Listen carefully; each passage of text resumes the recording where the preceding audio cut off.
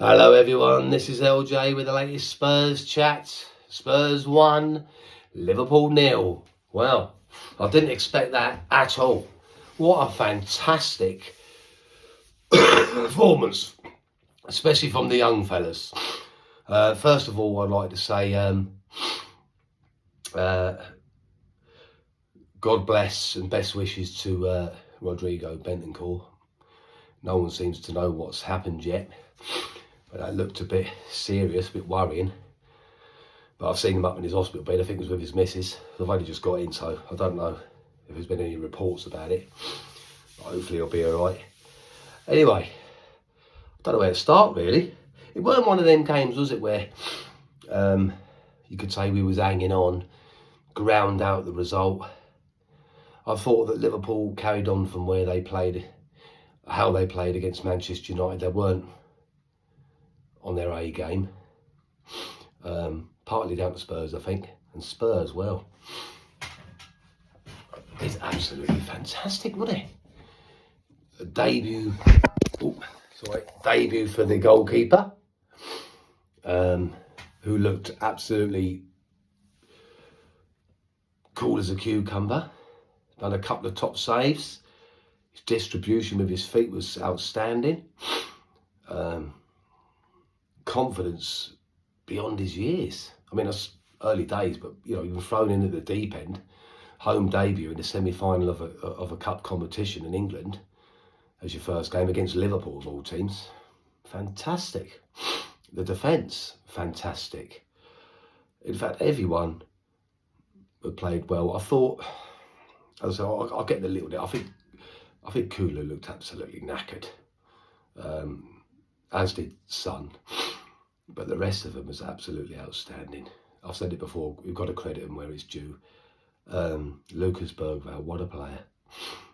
What a player. I was really worried about him when he was playing in the Europa League games this season, because the games just seemed to pass him by. And then he came on as sub a few times, the game seems to pass him by again. But over the last 3 or 4 games, especially the last 2, he seems to have finally just adapted to the pace of the football over here. And last night, skill, vision, calmness, determination, passion, fitness. He was still making surging runs into Liverpool's half in the 86th minute last night. Absolutely fantastic. Brilliant. We've got some player there. Let's hope we can hope he does it for us, stays with us for a long time yet. Spence, absolutely outstanding, even though he was playing in the left-back role. Kept Salah in his pocket. And I love the way that he was shouting at Werner when Werner come on. Make the run, when he was down the left-hand flank. Absolutely brilliant. Dragusin was all right, except for his passing. But he was all right. Brilliant block on the line. Gray, like Bergvall, just playing beyond his years in the centre-back position, so calm and cool. I think he dribbled it past 2 players on his 18-yard box. You never even worried it was going to give the ball away and finished it for a good pass. Porro, good as usual. That was brilliant. I'm excited again now, Spurs fans. I am a victim, though, of being reeled in. I've said that in the past, but when you see these blender youngsters, like Spence, like Gray, like Bergvall, you just think, when we get some of our players back, let's keep some of these young ones in the team, get a few new signings in January. The future suddenly looks bright again, don't it? The only doubt I've got is Ange was forced to play a more pragmatic approach last night due to the players that he could pick. So does this mean that when he gets his full squad or team back, he's going to go back to his gung-ho ways? We'll have to wait and see, but surely he's learning from this. We'll be just a little bit more pragmatic. We've got some team here. And this is why I'd love to see Ange been given the chance. I really would, because they deserve it. I mean, again, like I said against Newcastle, even though that result was different, but they were playing for the manager. And again, last night, you don't play like that. You don't try like that. You don't put that much effort in if you're not believing and trusting in your manager. You just don't. Absolutely brilliant. They really were. So proud.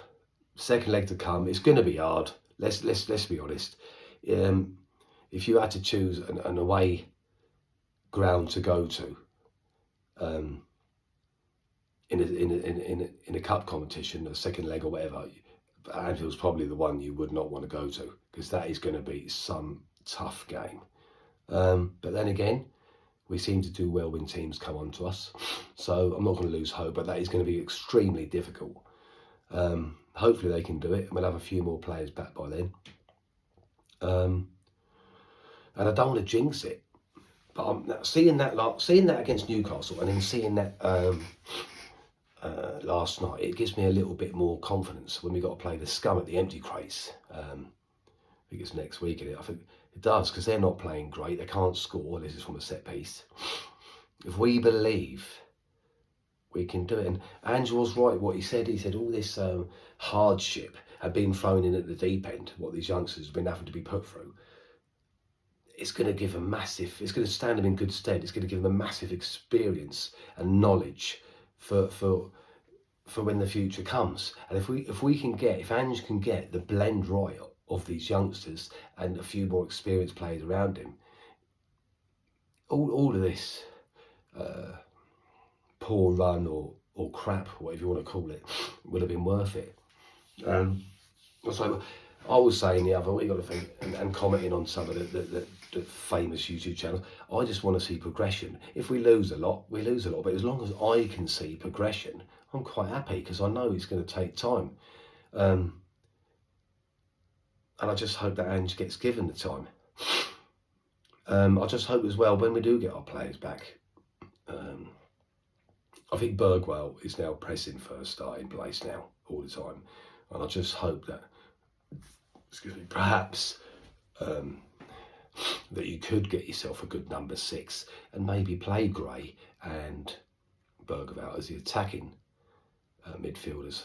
I know some people say that Gray or Bergwall could work the number 6, and yeah, they could, but I'd love to see them two, get you back 4, have a good number 6 there. I mean, we've been linked to Douglas Luiz. He'd be brilliant for that. He could sit there, and you could have Gray and Bergwall attacking. Oh, they'd cause some problems.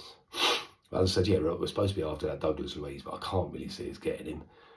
Would be a good signing. But I mean, you could have Sarr or Bissouma or Bentancur when he comes back as playing the number 6. Just let him loose. Let Bergwall and Gray loose. Yeah. No more transfers of yet. Is it Muani? We're supposed to be very strongly linked to. And I was sitting there last night, and when we broke a couple of times on LiVARpool, every time we break, it always seems to fall to Kuwalewski, and he looks like he's running in treacle. Don't play him. I hope he's not even in the squad for the Tamworth game. Yeah, he just looks absolutely knackered. And I was thinking, if we'd have had Muani in that position, he would go down that flank. Obviously, you got a question: was Bergwall lucky to be on the pitch? Well, whether he is or not, he wasn't, right, at the end of the day. So the decision's got nothing to it, is it? This is what I can't understand from LiVARpool. They always moan, don't they? He shouldn't have been on the pitch, so he wouldn't have been allowed to score the goal. But he was on the pitch. He was. Whether he should be or not, he was on the pitch. You got to deal with it. That's it. You weren't not marking him because, he shouldn't be on the pitch. So he's on the pitch, deal with it. Would I be agreed if it's the other way around? Yeah, but according to Ange, those are the rules. It's like playing to the whistle, isn't it? So I got to admit, though, I haven't seen any frames and photos of the offside, but in my opinion, that Solanke's goal should have stood, because from what I could see, I mean, correct me if I'm wrong in the comments, people, but I could only see that Solanke's arm was offside, and I was led to believe that if the part of the body that is offside, which you can't score from, i.e. the arm, it's not offside. But I mean, the rules change, it seems, from game to game, never mind from week to week, so I ain't got a clue. But I felt sorry for Solanke, because I thought that he deserved a goal last night. Some of his hold-up play and work rate was absolutely exceptional, as usual. And hopefully he'll get a rest. I'd like to see Lancashire start against Tamworth. Solanke needs a rest. Even if at the end of the season, you get these people that seem to be obsessive stats, and just say he's only got 15 goals at the end of the season, for argument's sake, they're going to say, oh no, you know, it's a lot of money for the striker, you know, if it's only scored that much. Listen, it's not just about the goals, is it now? You know, the way he holds it up, brings others into play, his work rate, the pressing, it's mental. And I was really impressed with Bergvall as well, with his pressing last night. So we have got a good player there, but yeah, he does need help. He does need a bit of support. That's about it, Spurs fans. Very, very proud. It was good to see. And let's hope it can continue. I'm hoping that he rests as many as he possibly can for the FA Cup game. Let's hope we can keep that going. I seem to be refreshing my Twitter feed every 2 minutes to see if he signed on with anyone else. I'm always like that when the transfer deadline goes on. I'm a lunatic. But yeah, any thoughts on who you'd like to see come in? Is there any thoughts on who you'd like to see go out? Yeah. Before I go, I'll have to, because I haven't done it the last couple of times. My mate Liam, who owns a company called Bear Plumbing, Heating and Tiling, he's very kindly volunteered to do a bit to sponsor this channel. Such a kind man. He's based in Hertfordshire. So if you live in Hertfordshire, what it is, it says Bear Plumbing provide all services from boiler breakdowns and new installs, from dripping taps to full bathroom installs and all types of tiling, small or large. If you contact him on 07881 288 747, use code LOU, LOU 007, you'll receive a 10% discount. Liam, God bless you, my friend. You're a top man, and it's very kind of you to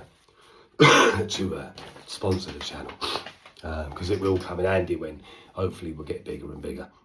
Thanks for your comments. Please like and subscribe. If we can get subscribers up, the more we get out, we can build this channel up. I've had very private messages sent to me, very kind messages actually. I was expecting a lot of abuse when we first started this channel. I think I've only had about 2 trolls so far, so that ain't too bad. But yeah, any questions, any thoughts? If you want to come on live one day, it's not a problem. We don't seem to be getting on with the YouTube live, so we've been going Facebook live at the minute. So if anyone wants a link to that, let me know and I'll give you the link to that. That seems to be more popular for some reason. But yeah, I will keep trying to build up this channel. That's about it, Spurs fans. It's good to come on here and have a really happy game to report. And as I said earlier, it wasn't about hanging on against Liverpool, because a lot of times when we have beaten the big teams, I know we thrashed a few, but it's been like, oh, we're backs to the wall performance and hanging on. It definitely wasn't that last night. And I thought that they fully deserved to win. And let's hope we can go to Anfield, and if we can nick a goal, then you never know. So yeah, please like and subscribe. Thanks for all the comments and kind words as we try to get this channel going. And I'll speak to you very soon. Keep in good health. Come on, you Spurs.